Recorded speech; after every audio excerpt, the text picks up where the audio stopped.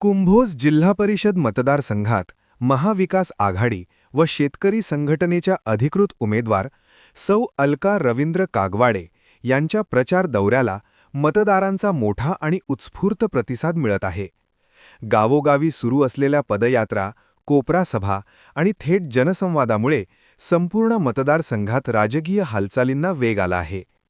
खासदार राजू शेट्टी यांच्या नेतृत्वाखाली महिला सक्षमीकरण, शेतकऱ्यांचे ज्वलंत प्रश्न, शेतीपूरक उद्योग तसेच रस्ते, पाणी, वीज, आरोग्य आणि शिक्षण यांसारख्या मूलभूत सुविधांसाठी ठोस प्रयत्न करणार असल्याचे सौ अलका कागवाडे यांनी स्पष्ट केले.